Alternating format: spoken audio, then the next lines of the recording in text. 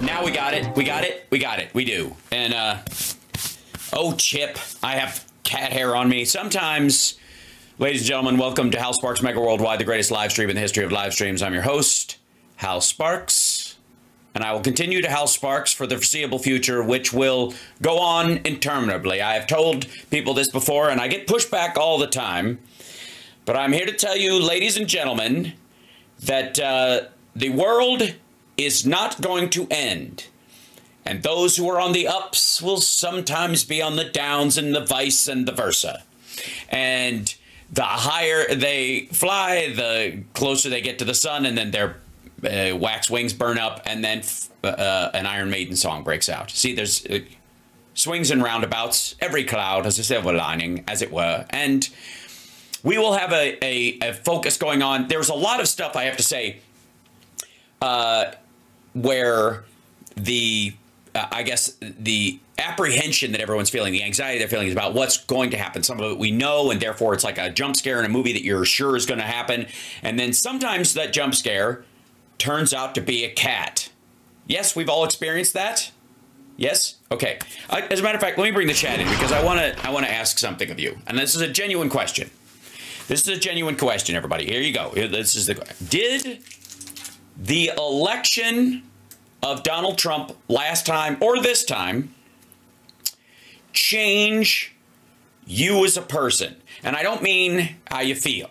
And I don't mean the things you do, because circumstantially there's things that shift. But you as a person, your values, your ethics, your belief in the world, did it change you? Okay, Brandon says yes. That's the only one. Most people are saying no. We'll see why. There's a yes in there. Okay, did it change you? And I'm curious how. Because even if I drill down deep, I think how you feel. I'm not talking about if it changed how you feel or your belief about the world. But it did change your ethics, your core beliefs. Okay, that's let's see. Yes, I appreciate things more. That's not what I'm talking about. I'm talking about your direction in your life, what you think is good in the world and what you think is bad in the world, what you work towards getting better at, and what you what you believe is important, is a priority that you believed beforehand that you no longer think is a priority. And I'm not talking about superficial versus deep. I'm talking about your essence. Okay, strengthening your convictions is not what I'm talking about, because that just means that's an activity. That's a sort of a material response to the reality, but not your ideals. I'm talking about your ideals as a human being. You're still crazy after all these years. Still crazy after all these years, right?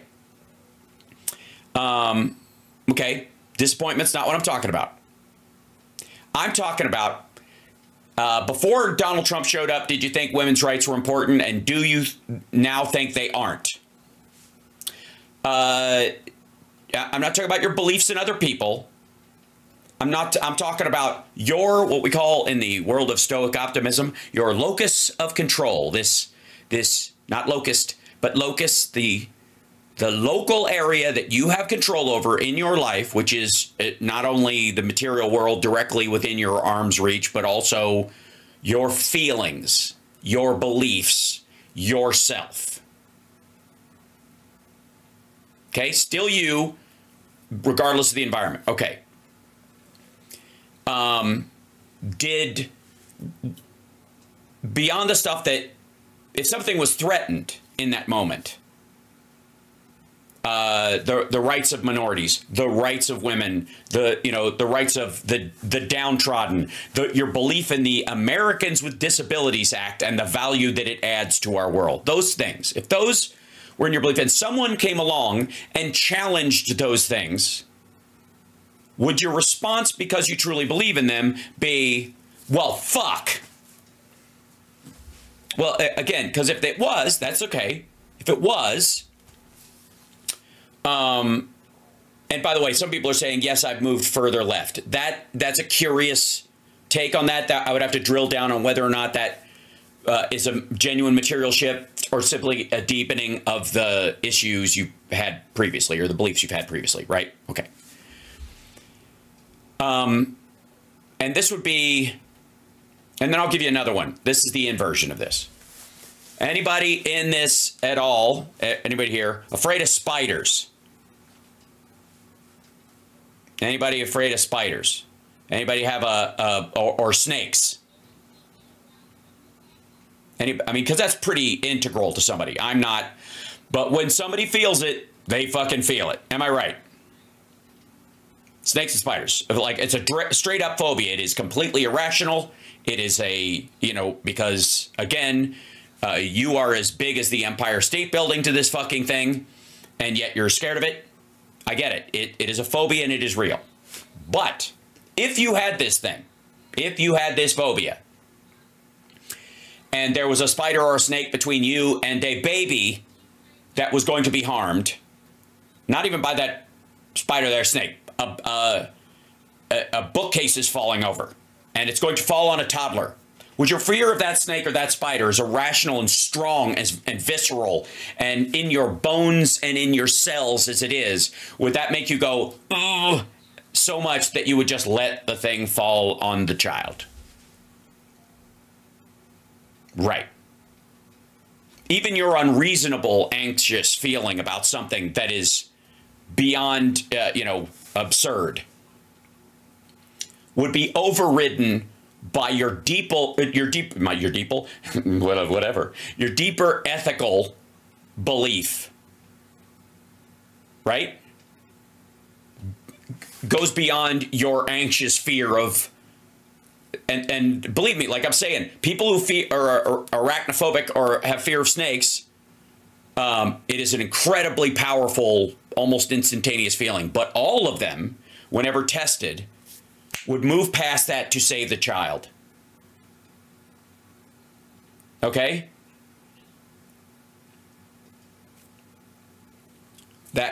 Right? No. And everybody's like, is it baby Hitler? Is it baby Trump? No. Toddler Hitler or toddler Trump pushed the fucking, for this analogy, they pushed the bookcase over and it's falling on the other child. Okay? Also, if you're there, the timeline of baby Hitler, baby Trump changes because it's a different circumstance. No child has a preordained destiny where they're going to grow up to be a monster. If you're ever in a position, again, if you're like, if you go back in time, could you kill Hitler when they were a baby? No, I think, adopt the child. Knowing the direction that shit goes, I'd probably abduct the kid and raise him well. I don't believe in evil genetics. That's Trump shit. Okay, but I think many of you get where I'm going with this. That life is not what happens, it's how you react to it. And every day when you get up in your life, the focus of your life should be, for most people, within the realm of your ability, to do good and be good. Right? For yourself, for your family, for the people around you, and certainly in a political sense and in a geopolitical sense, within any realm of possibility of not physically harming yourself, do good and be good for others. You voted right. You voted the way you believed. You might have been overwhelmed by the other vote, but that doesn't change who you are. It's not why you did it, okay?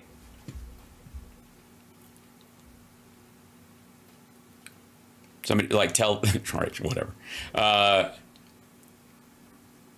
Okay.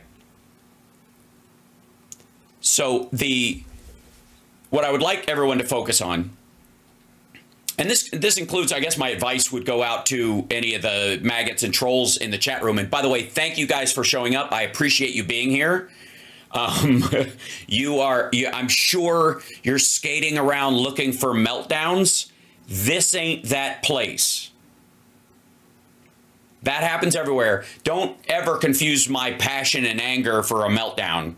And don't ever think that I lose myself in that stuff, because that's what a meltdown is. A meltdown, for example, let me give you an example.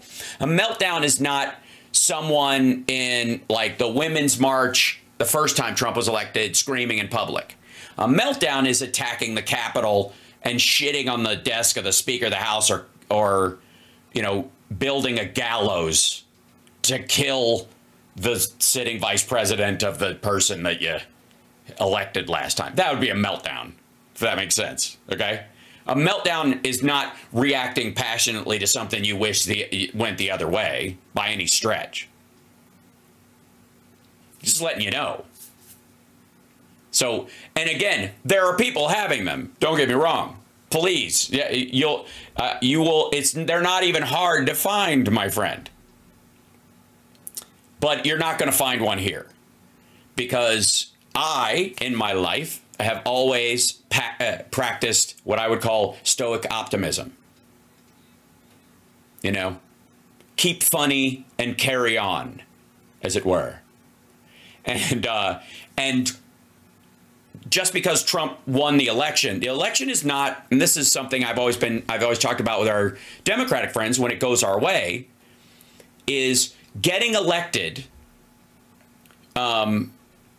Getting elected is not, you don't win a contest, you get a job. And it's a job you're expected to actually do. And a lot of times we politically, especially when there's change in it, you know, I think Obama really triggered this in a lot of people. And this is post George Bush as well. And it seemed like 8 years of fucking Dick Cheney running the White House. And it was very tumultuous. And we got into a war in Afghanistan and Iraq that cost our country somewhere in the area of, you know, $9 to $11 trillion for nothing, and weapons of mass destruction, blah, blah, blah. All that shit, all that awful ended on the same time we elected the first black president. Okay. And so there was a big kind of, oh shit, America did something big. But it did not automatically solve the underlying problem just because he got elected. Okay. And so Obama got the job, and he got it, quite frankly, at one of the worst times ever. Right? He got it one of the worst times, you know, of any Democratic president, right after the 2008 crash. And one of the things that I think actively we could have done better as Democrats was defend the recovery, right, as it went forward. Okay. Now, many of the rights that we are concerned, rightly so, that will go away under Trump, and that he, you know, all the shit that he's promising to do that's awful, and some of the stuff that he'll never get around to doing, whatever. And there's a reason to believe, again, that if you're Joe Biden right now and you have super immunity, there is a lot he's going to be doing in the next 71 days, right? He might be out there going, we're going to pass this on and there's going to be a peaceful transfer of power, but he's not ignorant of the threat that Donald Trump poses. And I think there's a lot that he can do between now and January 20th. And that's, you know, and there's a lot of stuff we're going to have to do between now and then to prepare for what Trump plans to do that will harm certain people, that we may have to make decisions about how we help people. And I got news for you. People in history have always had to do that. Right?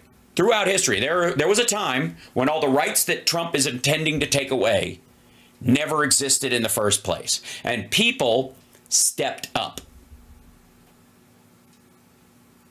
There have been underground railroads. There have been people building, you know, coding networks to talk about all kinds of stuff and to take care of people who are under threat. Somebody mentioned in the chat earlier something about like you're in a household with a Jewish family under the floorboards of a house and the baby starts crying. What do you do? Because the Nazis are upstairs. Okay, like the first opening scene of Inglourious Basterds is one of the greatest moments of tension in film in the last. I think it's the greatest short film of the last since 12:01 p.m., which I think was made in like 1992. And it really is a play of what would you do in the same situation, right? And what you prepare for, knowing that this contingency can happen, okay? People throughout history have gone through worse versions of this. Does that make sense? They have. And people have, on the entire spectrum of physical and mental ability, have stepped up to do amazingly heroic things. The good you do and the good you are does not change because of the outside circumstances. How you exercise it and how difficult it might be is absolutely a reality. But it doesn't mean you're changing as a being. There tends to be, it's like everyone falls back into that.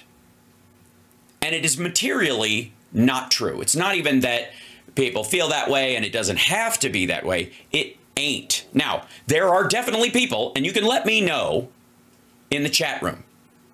Please let me know. And I've got a couple of videos today for you because I'm changing sort of a little bit the layout of the show because to deal with how people are dealing with this. And then we'll get up to speed as stuff starts coming out that's more than just kind of the gloat reflex everybody is having. Although that stuff is going to be fucking hilarious to watch middle of next year. What I want people to focus on is that it's not a matter of did it change, did it change your circumstances? It's did it change you? No. Now, some people do change.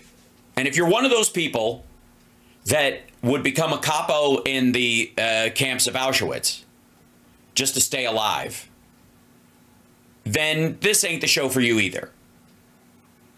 If you're one of the people who would say they're in there so they leave you alone, this isn't going to be the show for you for the foreseeable future. Right? Yeah. This will be a place for me as your designated court jester for the true kings of America, which are the people themselves, to laugh at the man who would be king, because our court is a democratic one, and I have that right. It is my responsibility, and who I am as a person does not change because the circumstances change. It didn't in 2016 when I fully expected Hillary to win and wanted her to win. In the back of my head, did I go, ugh, we're working with a lot of misogyny here. We're working with a lot of, even the minority base that makes up a big chunk of the Democratic Party ain't ready for a woman yet because of where they come from and their culture and all that kind of stuff. And it overlaps with a bunch of these dominionist Christians and that kind of shit. That was in the back of my head, but I was like, you know what? Come on, baby.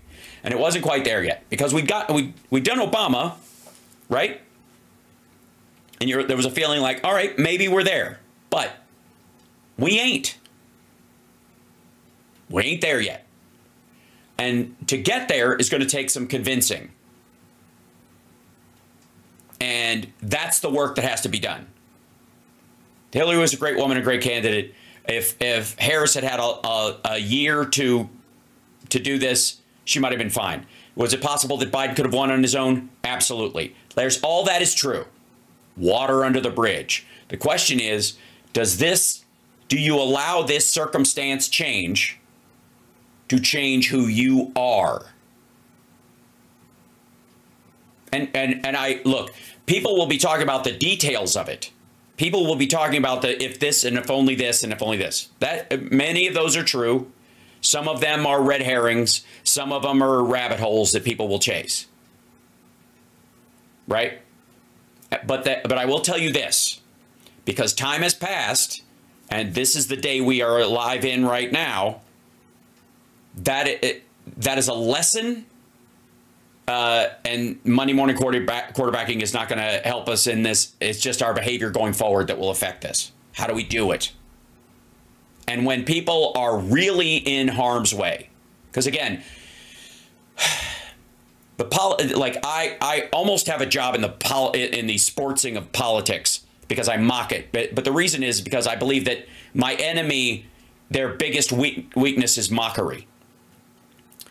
And that I have no tools available to me other than my vote to 10x my impact, except my humor and what I talk about here. Does that make sense? Okay. And it is very important to me that regardless of the circumstance, I still stay who I am. My values don't change. One of the things that I see in the right, for example, and this is what the faux Christianity stuff is all about, is that they do not do that well.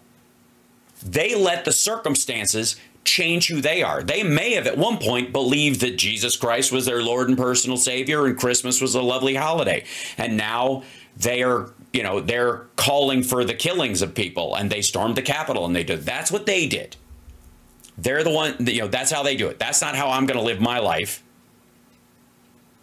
And if you get that, and if that's something that interests you and resonates with you, then welcome home. Glad to have you here. You can come and go as you please. Okay? And we're going to keep our heads up and we're going to stay funny and sharp and not let anxiety and fear fixate us on that so that we don't have all of our capacity available to us. We made it through all of Trump. I was there for only 1 year of it. My show started, if you'll remember, I started doing this on the regular during the lockdown, right? And now I'm going to be here through this whole fucking thing and if they come and knock on my door and try to drag my ass away, I will not go quietly. I will go out funny. I'm just letting you know. Whatever it is, it'll be fucking hilarious. And I will keep saying what I'm going to say, and I will keep making the point I'm going to make, because the direction of the election did not change, A, who I am, and B, the idiocy of their plans. And a lot of the failures of the Trump administration that is coming in are predictable. Do I have my cinder block? Yes, I do. Right? A lot of what they're going to do is predictable as hell. We're going to be able to see it coming because they are very egomaniacal in it. They're very ham-handed in it. They're not smart enough to be sneaky about it. Right? And so as they start messing around in those areas, I'm going to be there to go, here it comes, and this is how they're doing it, and this is how they'll try to do this, and this is how they'll get away with this. As best I can, I will be on top of that shit. Because then you guys can be prepped for this so that you can not only help yourself, but you can help somebody else. That's my goal, that this is a ripple effect that makes sure that people who are stuck in a situation, and I'm not standing right next to them because this is happening in your state where you are, that you have that ability. Does that make sense? So, and again, these are the values that I hold dear and that are genuine to how I live. And there's going to... I'm a big fan, by the way, of what few trolls are showing up. I feel like there's been a drop-off in trolls because a lot of them are bots. So I hope the ones we do have are real. I hope you're real people. Because I want you to see what strength and self-assuredness and intellect and hope looks like.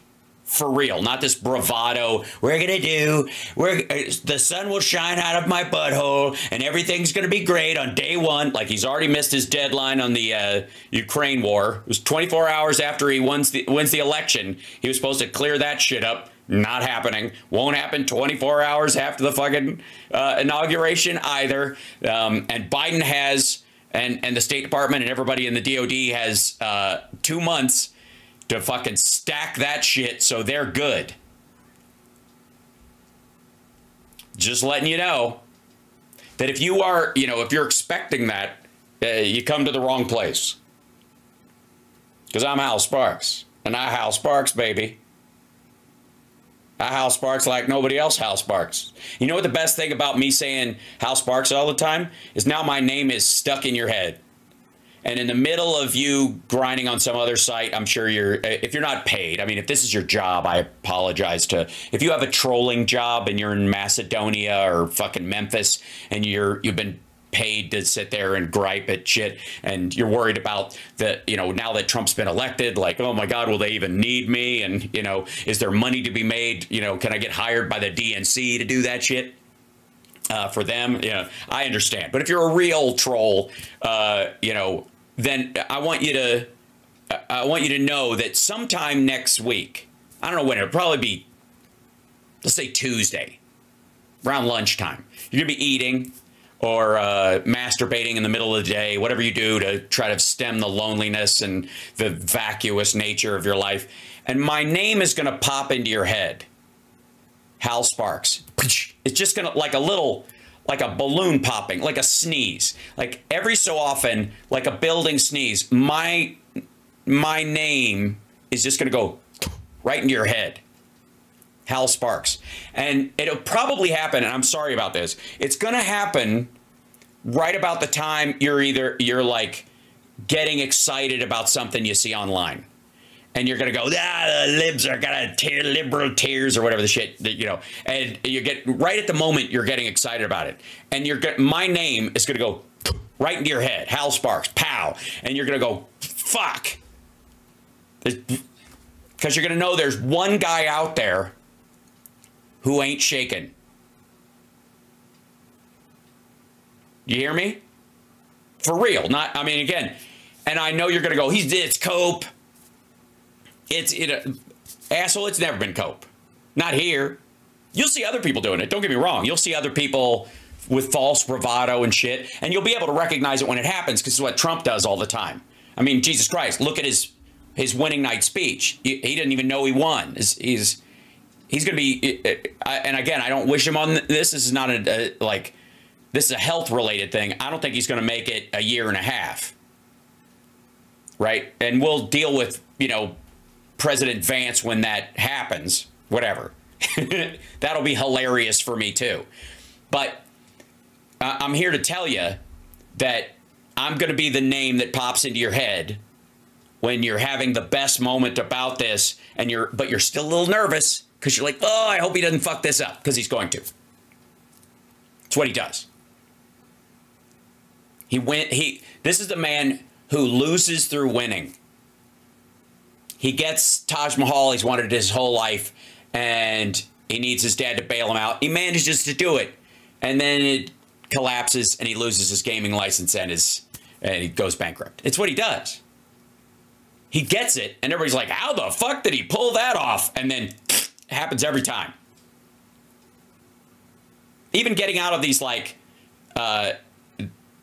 again, I've said in many ways that Trump, if he'd have gone to jail, would have been the best night's sleep he's had in his life. Because there's a tremendous release of being completely fucked. Right?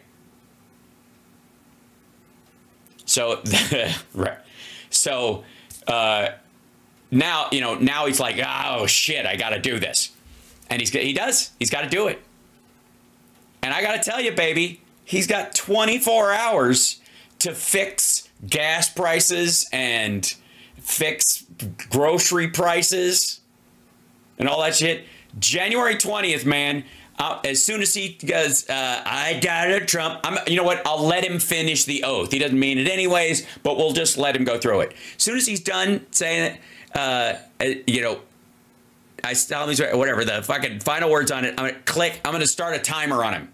Matter of fact, that live stream that day, when I'm doing a live stream on the day, I'm gonna start a little timer that I'm just gonna run on my live stream. It just kind of goes, and I'm gonna tell you, 24 hours are going to pass, and shit ain't gonna happen. Now, let me tell you something though. Next year, by hook or by crook, no matter who is going to be president, oil prices are going to go down. You know why? Because there's going to be an oil glut. Why? Because of China. That's it. Why are stocks going up so rapidly? Because they believe a deregulation is coming. Doesn't matter. You look at the bond market. They expect him to run up debt. It doesn't matter. I'll tell you the other reason, too, is because some of the economic trends we're talking about aren't going to change. They weren't going to change for Harris, and they weren't going to change for him. That's how shit works. But, yeah. And also, but that doesn't change supply chains.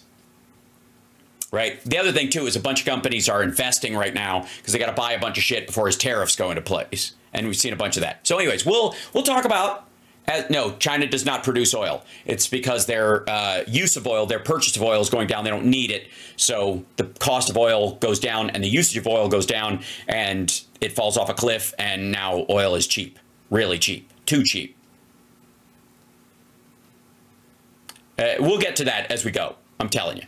But I'm here to I just wanted to open the show with that, is that for my viewers who watch for real, who actually give a damn, and who are actually committed to the things we were committed to before the election and going forward, who you are has not changed.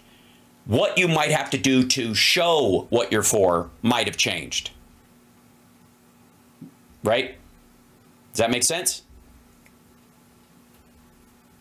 But what you're going to do and how you feel about the issues you believe, the material implications of that will change, but your belief system and your ethics do not. Meanwhile, Republicans are absolutely the morally vacuous, flexible ones. The irony is there, and we'll talk about that a bunch too, because their Christianity is for fucking sale. And you can see that in the chat room from, especially in the Facebook trolls I think we have. We don't have that many. I understand they're all taking a break. I think they're probably hungover, but but they'll be back in droves because they won't understand. They'll think that somehow me criticizing Trump is the reason he's failing at what he tries to do. And he'll be a good show president for them. He'll do his little 250th anniversary shit, and he'll want parades and stuff like that. He'll golf a lot. They'll make his tax cut permanent, even though it's only as permanent as passing an actual new tax bill. So whatever. Again, nothing in this world is, if there's one thing that's permanent in this world, it's impermanence, my kids. So there we go. I really do I wanted to start off with that for you guys.